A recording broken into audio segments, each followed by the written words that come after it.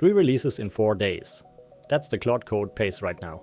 Version 2.1.42 through 45 ships. 4 new features, 11 bug fixes and 4 performance wins.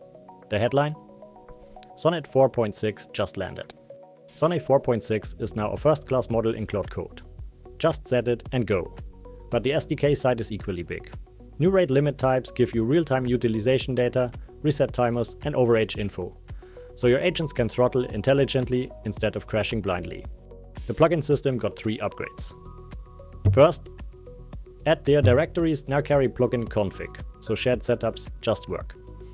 Second, spinner tips are fully customizable with your own messages. And third, install a plugin, use it immediately. No more restarting to pick up new commands. Enterprise teams hit a wall.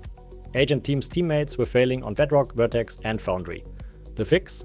Environment variables now propagate to spawned processes. Auth refresh errors are gone too. And the Opus 4.6 announcement no longer nags cloud provider users. Startup is faster. No more eager loading of session history. Memory stays flat. Shell output no longer balloons your RSS. Collapsed groups now show us the active file while processing. And VS Code permissions finally persist across sessions, so you stop reapproving the same tools. 7 bugs squashed. macOS sandbox permissions fixed. Task tool crashing on completion fixed. Autocomplete breaking with pasted images fixed. Resume showing interrupt messages as titles fixed. Sub-agent skills leaking into main context fixed. And backup files piling up on every startup gone. Run Claude update to grab version 2.1.45. 4 features, 11 fixes, 4 performance wins, all in one command. If this helps you ship faster, subscribe and hit the bell.